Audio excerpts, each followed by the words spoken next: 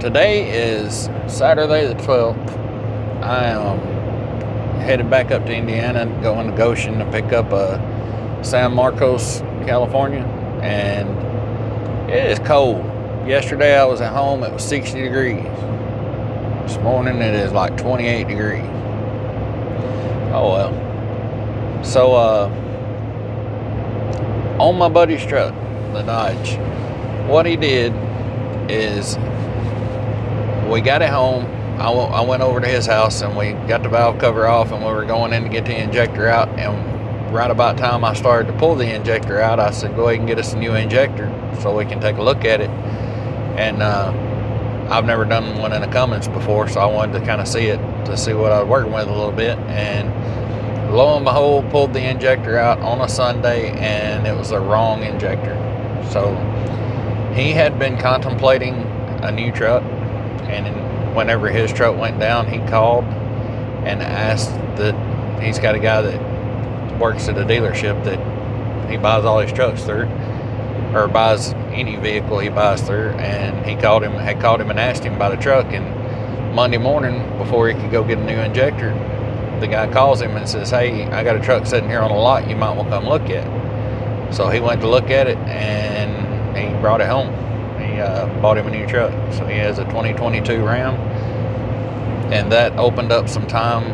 I went over the next weekend, and we changed over his mud flaps, his fuel tank, and his toolbox, and we did not have the brackets for the fifth wheel. We didn't want to pull the rails out of the bed of the old truck, put in a new truck, so he went up to, I think it was Dealey Depot, and had them put in the rails for him, and got his fifth wheel, and they went ahead and put the 7-way plug in. I was kind of hoping to do that because I wanted to make a video on it, but you know, but that's what he's doing. He is headed out to California. He's about a day ahead of me, headed out in the new truck. And the next time that whenever I go back home, I'm going to get my gooseneck and my winch and go over and load his truck up and bring it to my house, since how we have a little bit more time now.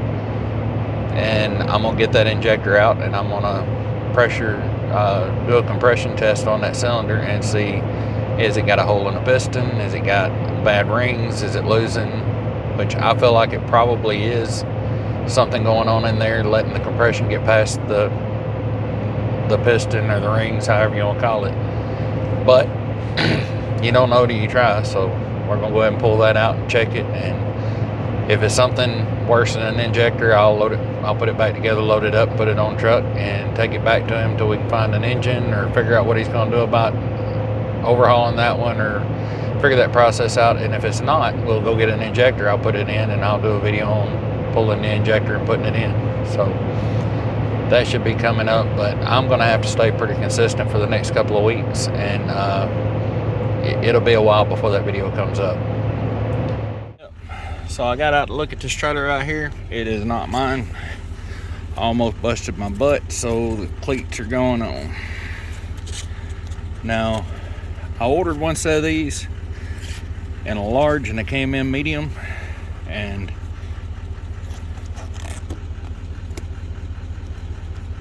these are the largest, and they're pretty good, but this cleat is right on the edge of the heel of my boot, but the fronts fit nice. But I wish they moved just a little bit further back, but I guess you can do that. So that's got it about right there. So what they look like on the feet. And I'll grab this one, do the same thing. Yeah, I moved it right back. A whole lot better. This is me right here, Cougar 2505144. And saw it right there, the 505144. Right here, check. 2505144. So this is me. So far, everything looking good. All that snow piled up in front of this trailer. As I go back, my truck's going to get higher. The trailer's not going to move, and I could potentially hit my toolbox. So Make sure and raise that thing way up if you got a big snow pile in front of it like this, especially when it's all froze over. So I got my battery put in, and there's the power on knob right above it. It was turned off. I didn't see that one. It was kind of inconspicuous to me. I know it's standing out like a sore thumb now, but I didn't catch it when I put it in. So around here, I turned this one. That was the main. That's not the main. The one out there is the main. So this one has multiples of those, and like I say, I just pushed the front button. I didn't push any of this other stuff, just front, and it raised up, and then I'll hit retract in front, and it'll come back down. Those are the legs that I was talking about that I have issues with sometimes, that have the levers on them. And what'll happen is the person who delivered the trailer, dropped the trailer, their truck will set at a different height, set lower, and you'll raise it all the way up and can't get those pins out. So this trailer wasn't like that. The last one I pulled like that was. And the keys to this one, I've not seen the keys in here in a long time, but that's where the keys was. And I went around and torqued my lug nuts, and you got to be careful with this plastic when it's this cold out, because it will literally break right off in your hand. That's ice keeping it from going on right there.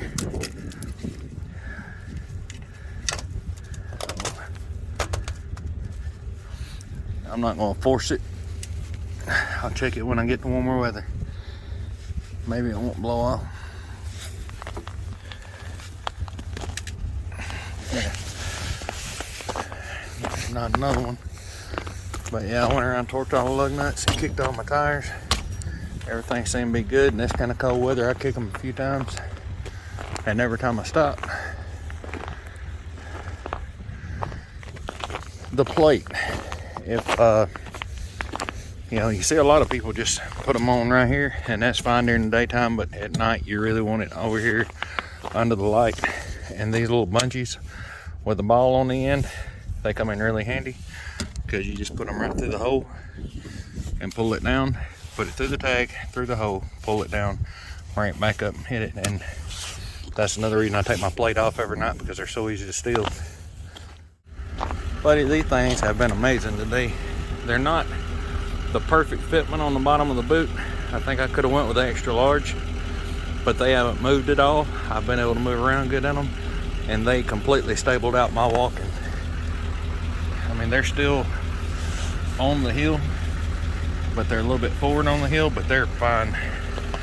I'll keep these till I break them or lose them. It's crazy. Kind of hard to tell how deep the water, ice, and everything is right there. Yeah, it's crazy.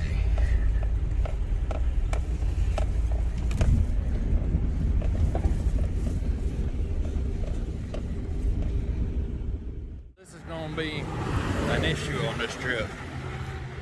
This is the second time I've had to close this door, so there's not really anything under here to hook to on the door. I might try to figure that out. Normally I would hook down here on this and pull it back somewhere in here, but there's really nowhere to hook to. But that can't keep happening, so I'll have to figure that out. Since there's nothing to hook to, I just took and run one of the little bunches like this up through that crack, and did another one right here. Let me grab these. Right around the bottom side of the latch that goes into the door or into the latch. I just went and pulled the bungee out, went right around it, and closed it back. Made it to Joplin. Just walked in and got out and stretched my legs for a minute, went into the chrome shop for a minute. This thing is freaking filthy. That's the nastiest this truck's been probably since I've had it. So as soon as we get empty in San Marcos, we're gonna find a place to get it a bath. You're about to pull out of the Petro over here in Joplin, Missouri, and I see another truck pull in that I know. Never met him before until today. This is a pretty cool guy, and I have watched some of his videos myself. He is hauling paws on YouTube. If you have never seen his videos, you gotta check him out. He is trying to hit that 1,000 subscriber mark too, so don't forget to check him out. Today has been a very lazy day. I'd left Russell's over in Glen Rio, New Mexico yesterday and figured I would make it. I was hoping for Coaxial, California, but I knew right off the bat my day was just not going that way, you know. I just was kicked back enjoying the ride. So I get over to Twin Arrows, and I thought about stopping there and just taking early night. I've been working on another project, and it's taking some time, you know. Figured I'd stop and work on it a little bit, and whenever, about the time I was getting ready to get off the interstate, I saw the high winds, you know, signs over the interstate, drive will carry and all that stuff. So I looked at it on the Windy app, and it was showing up to 53 mile an hour wind gusts. It was going to be up to 53 mile an hour wind gusts today, but it was only going to be 27 last night. So I came on over to Kingpin, got parked, and had some friends meet up with me this morning for breakfast. And I've been working on the other projects I got going, a couple other projects I got going, and the weather is just absolutely gorgeous except for the wind, and the wind is actually starting to die down pretty good right now. I'm going to check it out again here in a little bit, and if it doesn't look like it's going to pick back up, I'm going to go ahead and get on out of here. And I've also been checking out the new AI box. That video just went out a few minutes ago, and that thing is pretty awesome to be able to sit here and watch the news, watch a movie, watch whatever, you know, right from the screen of the truck. That makes it nice in times like this when you do get stuck, but it also makes me lazy to where I think, you know, I can go on and get to Coaxial. It's only like 3 hours, 2.5 hours, something like that. Or I could just sit here and watch a movie and go in the morning. Yeah, I'll probably need to cut that off. So it is about, I don't know, it's 9 o'clock at home. I think it's about 7 o'clock out here. And I'm just riding along on Highway 62. I got a car coming head on at us. There they go. They didn't get over. People fly down this road. They are wide open. If you try to do a speed limit, you get run over. But anyhow, it rained yesterday, or yesterday evening. It just enough to get everything wet. Off and on showers. It rained for just a second, stop. Rained for just a second, stop. This truck is as nasty as it has been since I've owned it, if you can see the hood out there. And if you notice, I got the camera mounted a little bit lower on the windshield today. I normally put it right up against the headliner to kind of help smooth it out. But maybe it won't be bouncing around too bad because you can't see out of the windshield up there. It's that bad. First order of business as soon as I get unloaded is finding a truck wash. And here we are at Holland RV, San Marcos, California. I've got my tag, got my signs off, letting the truck air out a little bit, and about to get my paperwork done. All I got left to do is get my battery and I'll be ready to go. They still got to come out and check it in though, but they're usually pretty quick about that. So this load right here, this was a pretty easy load. The door kept coming open and I fixed it, and I want to say it was in Illinois, and it didn't give me more trouble. And then the tires, the vibration in the tires was driving me insane. And the load didn't pay that great. It's ridiculous. The fuel has went through the roof on this trip, and the rates seem to be down. This load paid $1.78, and that put me at like 38.10, 40 I think is what it paid gross. I used $1,270 in fuel. Now that is enough to get me out. Leaving my house, I fueled in Glendale, and then I went on up to I started fueling in Glendale. That's where I'm starting what it took me in fuel. And then the fuel I had to buy up, and that got me up there. I got my trailer and all the way out to California and back to Milan, New Mexico. and I'll be stopping to get fuel again there. And normally that would go, I would take that out of my next load. So $1,270 at that point. And normally I would be looking at picking a load now, and by the time I bought that fuel, you know, and I will probably only buy enough there to get me to Oklahoma City, because it will be a whole lot cheaper in Oklahoma City. So anyway, it didn't come out that great on this. I think it was $2,500 and some change. Yeah, I'm not crazy, not terribly excited about that. I just now came through Gallup, New Mexico, and these tires, I stopped yesterday at a Les Schwab tire center out in California, and I've been there a couple of times for tire rotations, and I had different people telling me, you know, give them a chance, run them a little while, they'll get better. They were smooth when I first put them on. They were okay on the trip home, but I had the other tires on the bed cover, so I wasn't driving very fast. And then after that, they got a little bit, the trip down to Florida, they got worse. They had a horrible vibration. Brought it back and they balanced the tires again, and I took off again. I thought maybe I slung a weight off because I was up there spinning around the snow or something. But on the way back up, it was doable. It was, if you hit just the right speed, it would be bad enough that you'd speed up or slow down to get the vibration to go away. And then on the way back out with the trailer, it's not as bad with the trailer, but a couple of times it got really aggressive. And when I got empty yesterday, it was horrible. It was bad. So I took it to Les Schwab. They road force balanced the tires, and he came in, he said, out of the 4, you've got one that's a circle. You got 2 that are egg-shaped, slightly egg-shaped, and he said we could work with those. We can get those in spec to where they shouldn't be an issue. But you've got one that is, if it was my tire, if I would have sold you these tires, he said I would have to give you credit on that tire and get you another one. So they did the best they could with them, and he got them, even the one that was so bad out, he got it pretty close to being in spec, but it's still not in the green, showing it's where it needs to be. So I called my tire guy and I told him what was going on. I said, look, and this is just not going to work. I'm not knocking Toyo as a whole. I know there's too many people that love them for them to be bad tires. It's just my first set. It's not a good first impression, first experience for me. So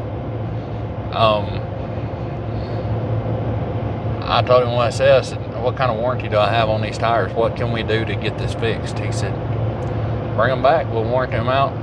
Especially if you've got paperwork showing they're not round, and we'll get you another set. I said, well, I don't want another set of these. I don't have time for this right now, and these tires are going to cost me a lot of money, because it's not just the money for the tires at this point. It's running a lot slower than what I would have been to keep the vibration out of the truck. It has cost me money.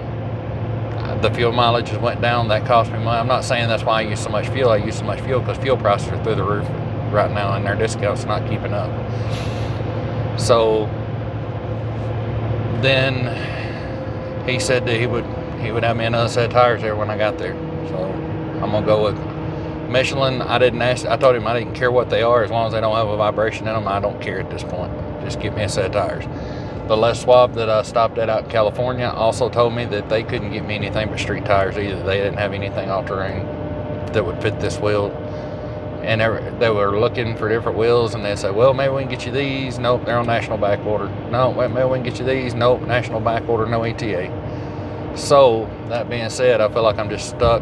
I gotta have something. So he's got a set of Michelin street tires coming for it. So I'll have those put on Saturday morning, and I'll be headed back up Sunday to get another load. So yes, this really sucks. I love doing business with a small town tire shop, but right now today I kind of wished I'd have went with a bigger chain store, because I could pull into another one and possibly get it fixed on the road, where this puts me going all the way back home to get the warranty work done, so get them warranted out. So I made it back, went to the tire store. They pulled the Toyos off, they road force balanced them. They found the same thing, that 3 of them were not circles, 3 of them were out of round. One was pretty much egg-shaped. It was really bad out around. And he said, man, I don't understand how I didn't catch this. You know, and I said, well, in all honesty, it wasn't like that when I left your parking lot. I don't know. But he went ahead and put a set of Michelin Defenders on, which I've got buddies that are running those that love them. I didn't really want to go back to a street tire, but in all honesty, I'm going to say this real quick about the Toyos, and then I probably won't ever say anything else about a set of Toyos, because I don't have, I got a bad set right out of the gate. You can get a bad tire. That's not uncommon. And, but when I got the tires, I got about 7,500 miles on them, and what I'm speaking on is just strictly the traction. I went into places that with the BF Goodrich KO2s, I never had to lock it into four-wheel drive, and I was having to lock it in four-wheel drive. I do not feel like the traction was there compared to the KO2s. In my situation and circumstances on my truck, it wasn't. So that's my experience, it's my opinion.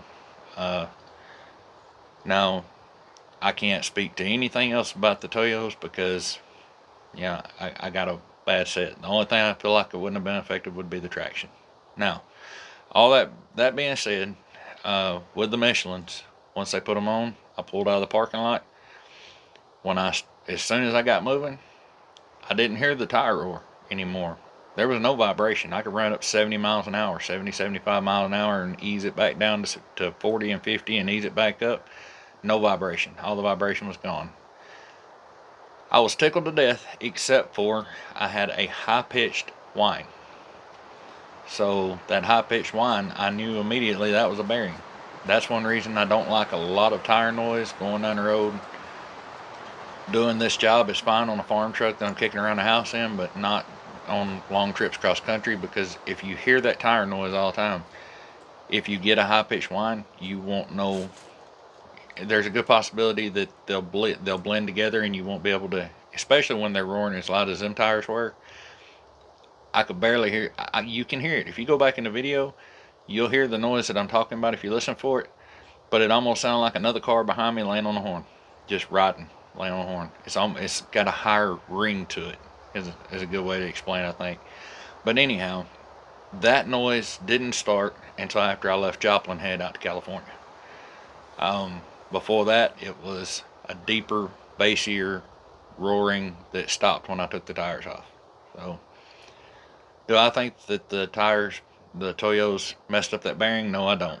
That bearing had right around 344,000 miles. I don't have the truck here, so I don't know for sure.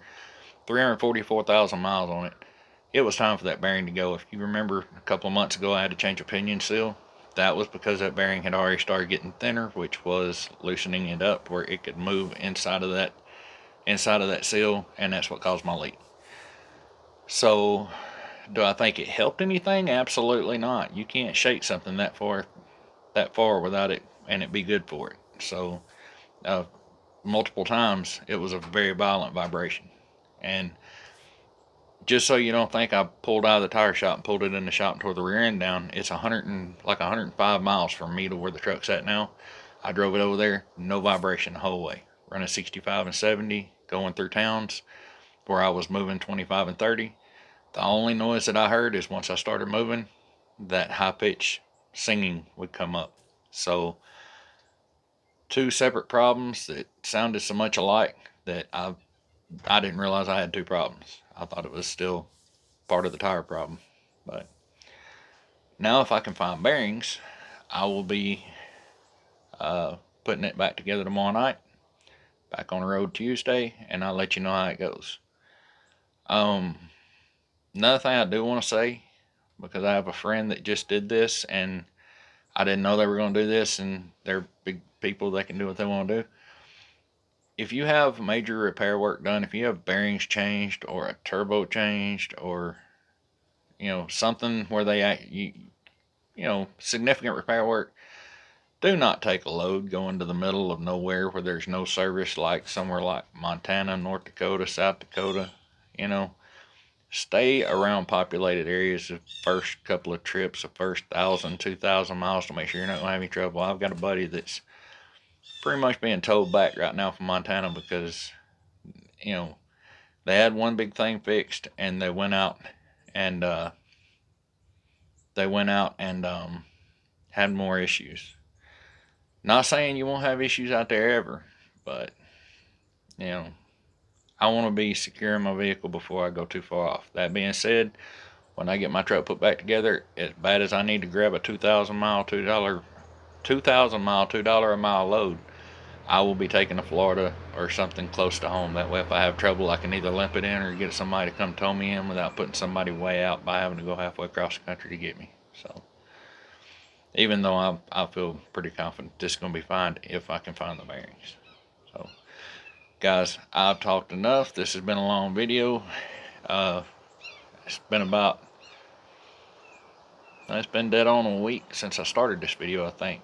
So, anyway, thank all you guys for watching, subscribing, liking the videos, commenting on the videos, all that stuff. Man, you guys are awesome. And I will see you in the next video.